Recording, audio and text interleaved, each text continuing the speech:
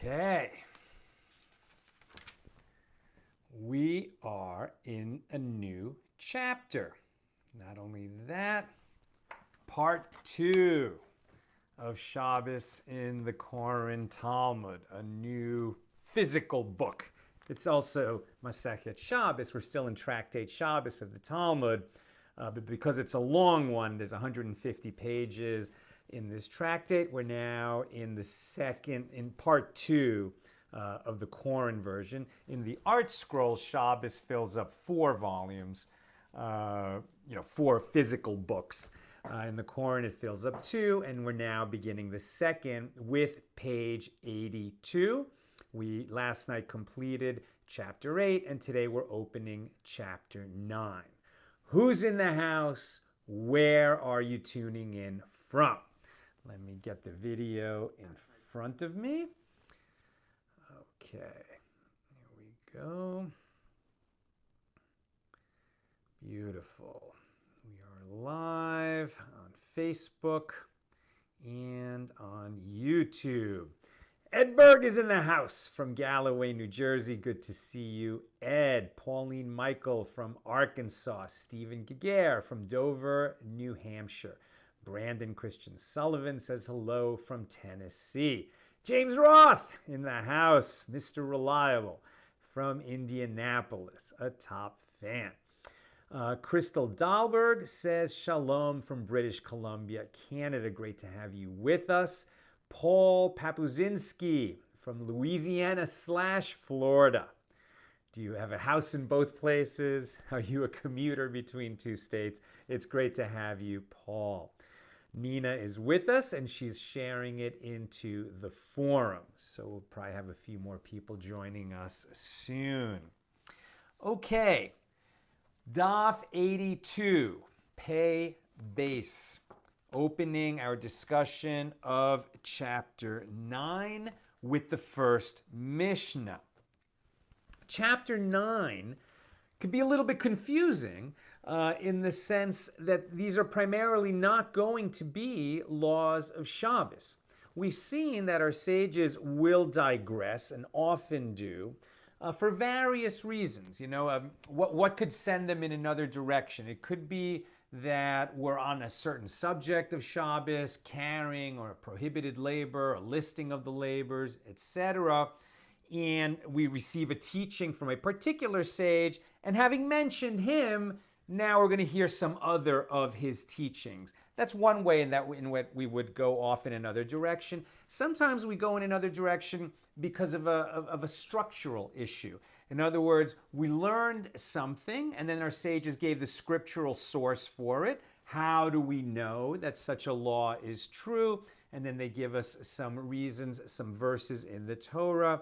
And now, having done that, we're going to go prove some other teachings. And that's what's going to happen right now. There's going to be a bunch of teachings like that in chapter 9 that aren't laws of Shabbos, but that are structurally linked according to the formula of how do we know that. And the editor, it's not the editor, the commentary that's in the Koren Talmud, the principal commentary, it's such an achievement, I can't even really fathom it, by R Adin Israel Steinsaltz, Rav Steinsaltz, who I had the great pleasure and honor of meeting in Jerusalem, did a commentary on the entire Talmud. Right? So the first time through was a big achievement for me. I read the whole Talmud. It took me 7.5 years. This time, I'm trying to teach it with you, and that every day I'm going to go live and add a few thoughts. Rav Steinsaltz wrote a commentary, a translation, an elucidation on the entire Talmud. It took him decades. He's the first one to do it basically since Rashi and Rambam did it 1,000 years ago.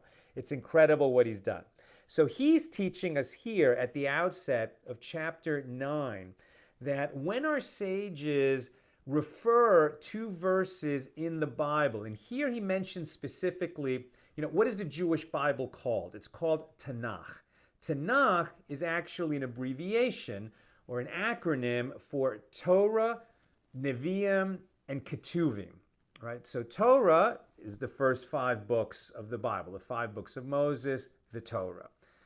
Nevi'im is prophets. So we begin with the book of Joshua, and there's going to be the book of Samuel and Kings and Chronicles. There's going to be other prophets like Ezekiel and Malachi and Yoel, etc. Those are the prophets. And then there's the writings, right? Books like Proverbs and Psalms, etc.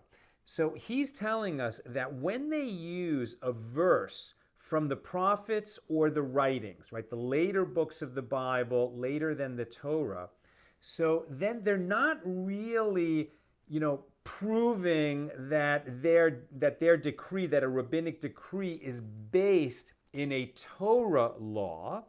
Rather, they're saying that they're drawing support from these verses in the Bible. And sometimes it's not even so much that it's a rigorous proof of why this rabbinic decree should exist. Sometimes the verses that are being brought down from the books of prophets and writings serve as memory aids, as memory aids. And here we really have to remember that this is the oral law. The Talmud represents the oral law.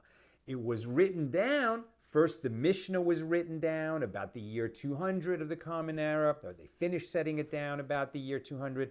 And then the Gemara, the first layer of commentary, took another 300 years, and they finished getting it down, redacted and edited, and set down by about the year 500 of the Common Era.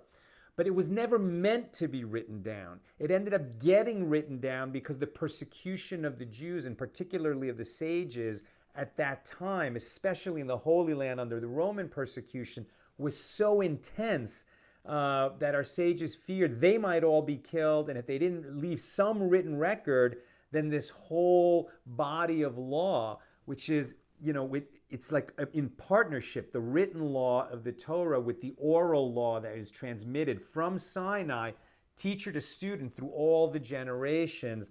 They go together, and it's meant to be an oral tradition.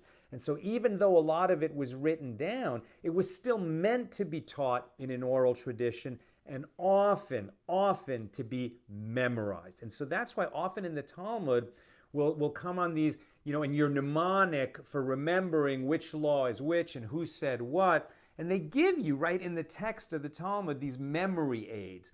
And so we understand why are there memory aids? Because it was meant to be an oral tradition. So Rav Steinsaltz is telling us that very often when our sages are bringing down support for a law from the books of prophets and the writings, they're not saying that this proves that this rabbinic law should be a law. They're saying that this is going to help you remember the exact text of the law and how that law works. And we're going to see that today.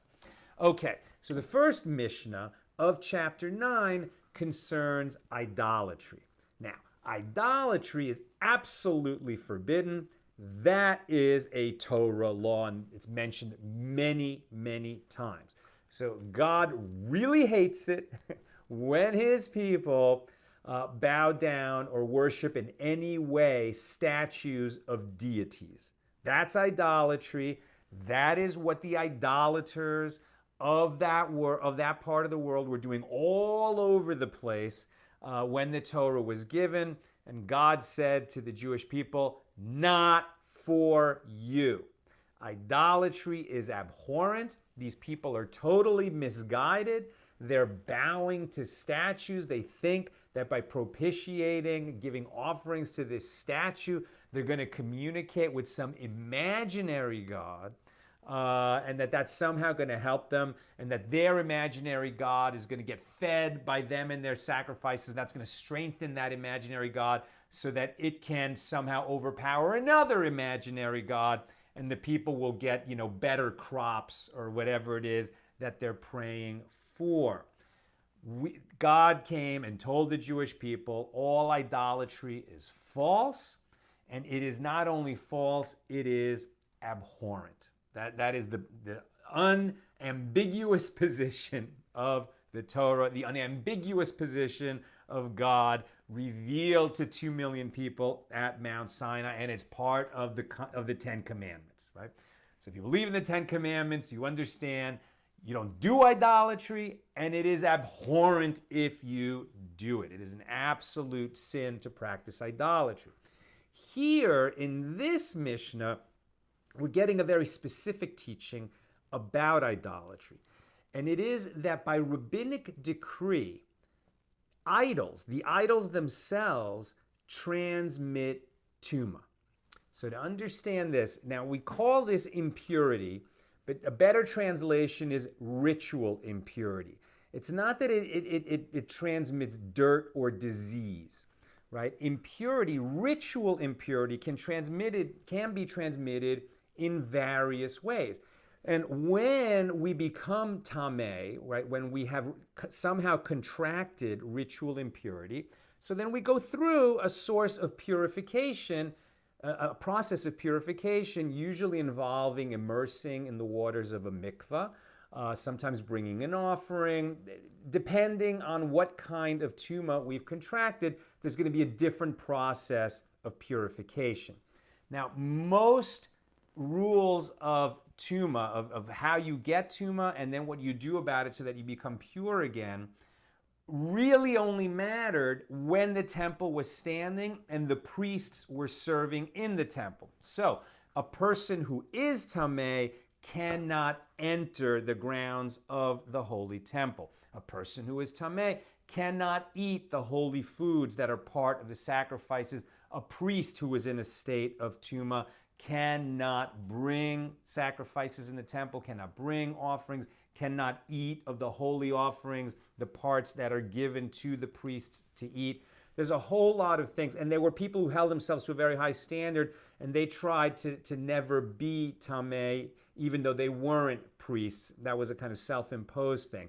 But there are many rules where you just cannot be in a state of tumah, and if you are, you have to purify yourself. These days, when the temple doesn't stand, there's very little of that left. But as we've always said, about these laws that were really relevant when the temple stood, they're still a huge part of our lives because we study them and we learn the principles of them. The only practical aspect of tumah these days is between a husband and wife. So a menstruating woman during the time of her menses, and then during the 7 days that she's counting after the flow ends, she's in a state of tumah, and she and her husband are prohibited to each other during those days. When she comes to the end of her 7 clean days after the flow, she immerses in the mikveh, waits till nightfall, and then she and her husband become permitted to each other again. This is kind of what's left of the whole tumah system. The opposite of tumah, or the opposite of being tameh, is being tahor, being pure. Tumah and tahara, impurity and purity. But we're talking about ritual impurity and ritual purity. Our sages decreed in the Mishnah that an idol, an actual idol that people worship, that somebody created in order to worship it, transmits tumah, like other sources of tumah. What are sources of tumah? In addition to a woman during the time of her menses, other things that transmit tumah, the sort of strongest source of tumah is a dead body. That's a very, very strong form of tumah. Also, creeping things, sheretz, certain creeping creatures. A zav, a person who's having certain kinds of emission. It's sort of like a zav is sort of like the male equivalent of a menstruating woman. There's kind of equal opportunity here. It's when a man has, certain kinds of emissions, either nocturnal emissions or a different kind of emission. Also, when people had tzara'as, right? So we've talked about that before. Usually translated improperly as leprosy, was not the sort of, I don't even know what kind of disease leprosy is. Is it caused by a virus or bacteria? But leprosy still exists in the world. Tzara'as doesn't. Tzara'as was characterized by eruptions on the skin, but it was connected to a spiritual malady. It no longer exists, and it was actually a blessing when it did exist that we were sort of on a higher spiritual level, and when we descended because of certain kinds of behavior, like speaking lashon hara, gossip, negative speech, talking about other people, humiliating other people, that could lead to tzara'as. When you have tzara'as, you're impure, you have to go through a purification process, and if you touch someone, you could transmit that tumah to another person. So there's various sources, various things that can transmit tumah, and they're spelled out in the Torah. An idol that was the subject of idolatry is not a source of tumah in the Torah. Our sages decreed that an idol would transmit tumah. What enabled them to do that, right? Did they have a source? Not in Torah. They decided that they needed to do it just to protect people from coming even close to behaviors that would constitute idolatry. They were putting a fence around the principles of idolatry, that not only should you remember not to worship idols, not to come near worshiping idols, not to do it because people in the population among whom you live, that they do idolatry and you just want to fit in. No, we don't do it. We don't come near it. And to sort of further distance us, the sages decreed that idols themselves transmit tumah. So here the first Mishnah of chapter 9 says, Rabbi Akiva said, from where is it derived that idolatry, for example, e.g., a statue of a deity, right? So a statue that other people worship, idolaters worship, that it transmits impurity, that it transmits tumah, imparted by carrying, even when the person who carries it does not come into contact with it, just as a menstruating woman does, right? So there are different types of tumah. One of the types of tumah is the type that's transmitted by a menstruating woman. And if you carry a menstruating woman, like sort of like her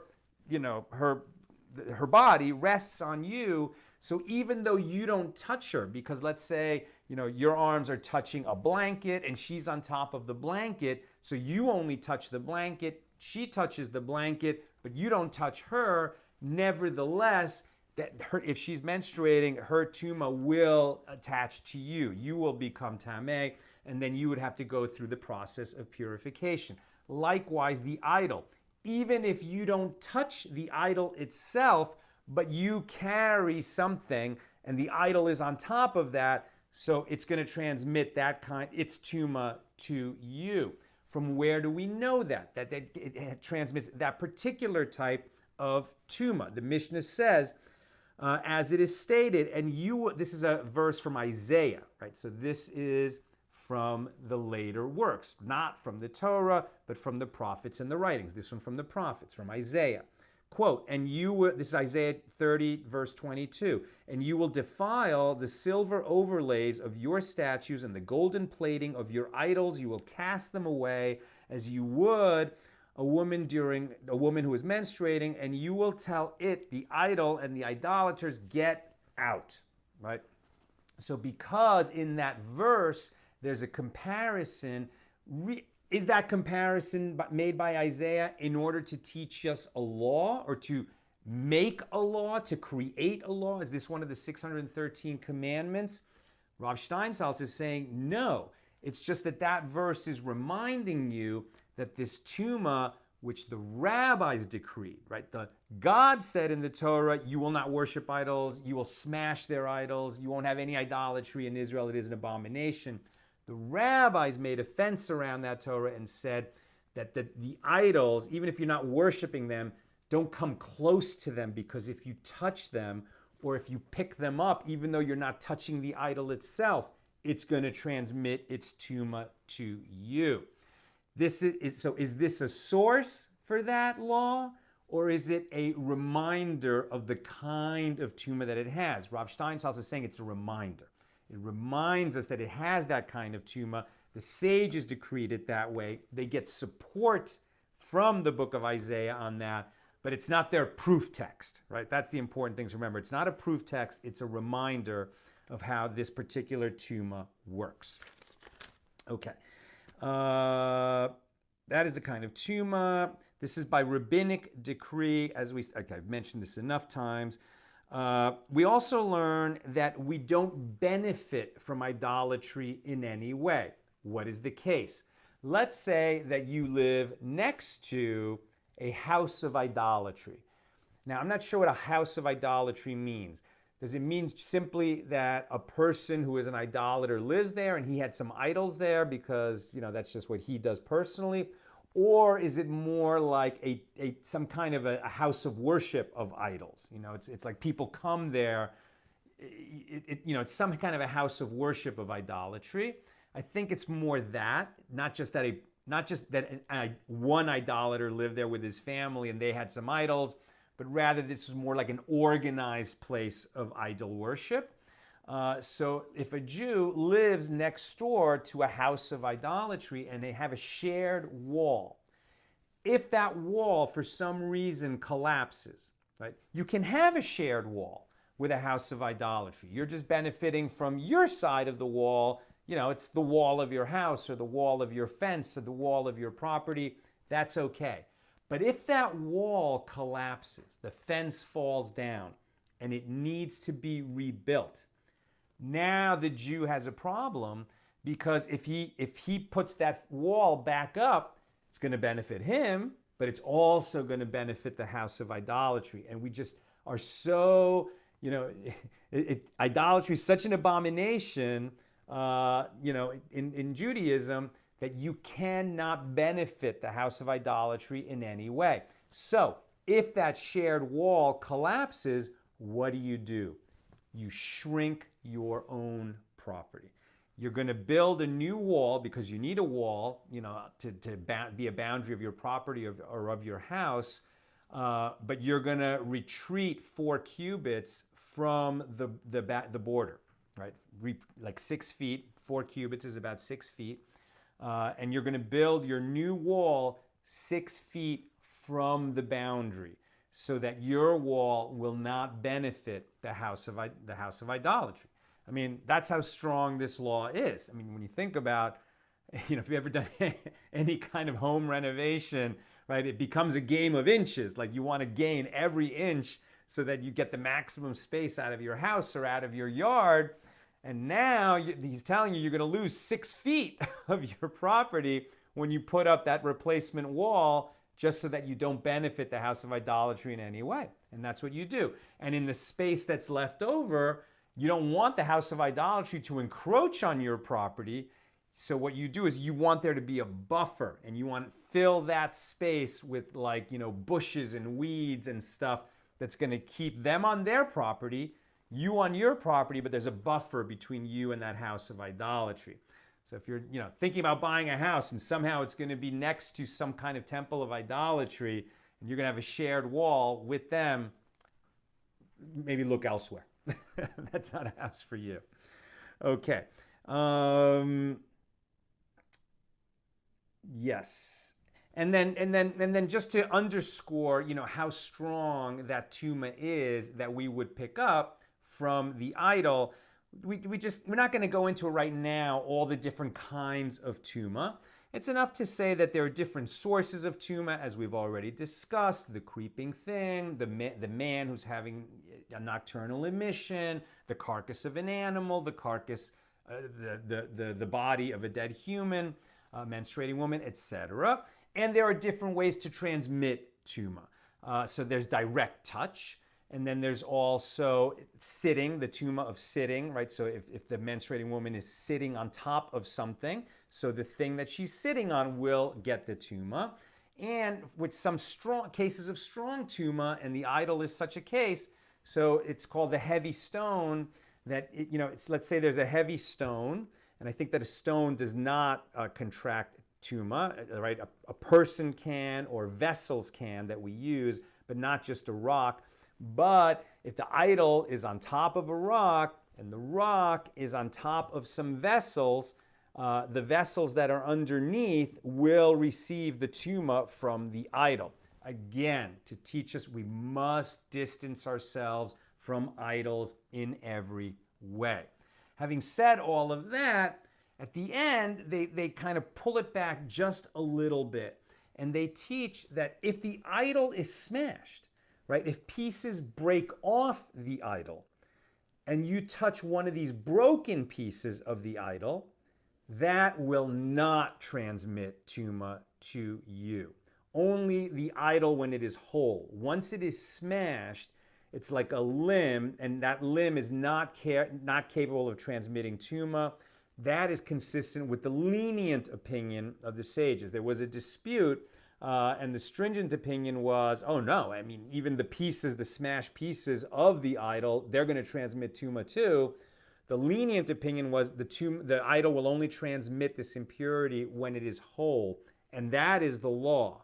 Why does the law follow the lenient opinion when we've already established how much the sages want to remind us that idolatry is abhorrent? And the reason is because God said idolatry is abhorrent. The sages said that an idol transmits impurity to one who touches it, or the various other ways of transmitting the impurity. Since it's a rabbinic decree, we don't sort of pile on top a rabbinic decree on top of a rabbinic decree. Rabbinic decrees, if they did rabbinic decrees to prevent us from violating rabbinic decrees, the laws could keep piling up. And the sages actually exercised quite a bit of restraint and said that is not the way we do things. The rabbis will issue a decree to protect the people from violating a Torah prohibition. They will not issue a rabbinic decree to protect us from violating a rabbinic decree. So, the fact that an idol transmits tumah, that's the decree. The idea that a broken idol would still have the capacity, that its pieces would have the capacity to transmit tumah, that's sort of taking it a step too far, and the law does not follow that stringent opinion. That's it. That's what I've got for us today. Let me check the questions and comments. Let me remind you, I'm going to go there in one moment, so if you have a question or comment, put in the comments now. But let me remind you that tomorrow night, Shavuos begins. So, we've been counting the days since the second day of Passover. Last night, we counted 48 days. We count 50, and then it would be Shavuos. So that's going to begin tomorrow night. During Shavuos, we read the book of Ruth. So here at Accidental Talmudists, we have a yearly tradition. The day before Shavuos, we do a public reading of the book of Ruth. We're going to be doing that tomorrow morning at 10 a.m. Pacific. I'm going to do it with Nina. And she's got some fascinating commentary that she's going to be bringing down on the book of Ruth. The book of Ruth is it's so beautiful. It's just a great emotional story. And she's got some insights into it that I had not heard before, and we're really excited to share it with you. That's 10 a.m. Pacific tomorrow. In the afternoon, I'll do another show for God willing, for Daf 83. And then we'll go into Shavuos, so it'll be a two-day holiday outside of Israel. And these 2 days, the second day coincides with Shabbat. So it's going to be Friday and Saturday. We're going to be in holiday mode. So we're going to go offline Thursday evening, and we'll return Saturday night. And I'm either going to do a double show, a double daf, right, for our Daf Yomi program, either on tomorrow afternoon, Thursday before the holiday, or on Shabbat when we come out of it, so that we can stay on the Daf Yomi schedule that people around the world are reading the entire Talmud in that 7.5-year cycle. And it's in that cycle that we're in Tractate Shabbos and on page 82 today. Okay, let me check the questions. Maha Lakshmi Megdom says, does this ritual impurity spread from person to person, or can a polluted person spread tumah or pollute multiple people? Okay, so the laws of tumah are very complex. Generally, there's something like the Av, the father of tumah, the chief source of tumah. And then when it's given to the next person, it's like their secondary tumah. In some cases, they can transmit it again, but usually not. Usually not. It's more the question of, when, let's say, the Zav, the man who's had a nocturnal emission, and I don't have these laws at the tip of my fingers right now, but as an example, it's like when he touches a vessel and it becomes tameh, right? Like a cup or a plate, something that we use, a utensil, it becomes tameh. Objects can become tameh. Not all objects. Some objects can become tameh, utensils and vessels that we use. And then the question would be, can it transmit its tumah to the next person who touches it? And I don't have the laws handy right now. I'm just going to tell you that sometimes yes, sometimes no. Remember that this whole concept of tumah, it's not like a disease. I mean, I was being cute that I used an emoji of a virus in the sense that it's invisible, yes, but it doesn't cause you harm, right? It's not like you're going to feel that you've become tameh. It's a spiritual impurity, a ritual impurity. You won't know that you have it unless you realized when it happened, right? If you realize when it happened, then you would go through that process. Sometimes a person just doesn't know that they've touched something and they become tameh, and then later they find out, and then they would have to go through that process. Again, right now we're studying these laws. Very few of these many complex laws actually apply today because we don't have a holy temple and we don't bring sacrifices in it. And that's the brunt of the reason why we're careful about tumah and tahara. Brandon says, what is the distinction between tumah and kedusha? So I think maybe you're asking, what is the distinction between tahara and kedusha, right? Tumah is impurity and kedusha is holiness. So, those two things are very different. But a good question is, what's the difference between tahara and kedusha? Tahara means that something is pure, meaning simply it has not contracted impurity. It does not mean that it is holy. Kedusha refers to holiness. What makes something holy? The fact that it has been set aside, set apart. Kadosh literally means setting apart, separating, right? So something becomes holy when it has been consecrated, right? When there's been some kind of a procedure or ceremony that has set this thing apart for holiness. So for example, if you designate when the temple stands, hey, this lamb right here, or this sheep, I'm going to bring it as an offering the next time I go up to Jerusalem. So now that animal is consecrated. It technically already belongs to God and to the temple. There are different kinds of offerings. Some offerings, it goes up on the altar and it is entirely consumed as a sacrifice. Other offerings, parts of it are consumed on the altar and other parts are eaten. Either way, the parts that are eaten, it might be eaten by the priest. Some things are eaten by the person who brings it and their friends. It just depends on the type of offering. But once that animal is set aside, it acquires holiness. And in matters of holiness, we elevate and we do not diminish, right? So once something has become holy, it cannot lose its holiness. Sometimes its holiness can be transferred to another object under certain conditions, but we have to be very careful. And so, like when an animal develops a blemish, then it won't be fit for the altar anymore. But if it's been consecrated already, now we have to be very careful about what we do with it. We don't just return it to the flock. So there's lots of different cases where Kedusha applies. We sanctify Shabbat, right? We sanctify. That means that Shabbat is already holy because God said that Shabbat is holy, but we celebrate Shabbat, and at the beginning of Shabbos, when we have that Shabbos dinner, right, we sanctify the day by making a bracha, by saying a blessing over the cup of wine, right? And that's called kiddush. It's the same root as kedusha, holiness. We're recognizing the holiness of the day, and for ourselves, we're entering that holiness. We're rising up into that holiness by saying that blessing over the cup of wine. Tadeo Lazar Garcia says, were these laws, let me see if I can understand what you're saying. Were these laws when Jewish in Ethiopia before being slaves in Egypt and later took these of tumah to the promised land, Israel? Well, the laws, okay, I'm not quite sure what you're asking today.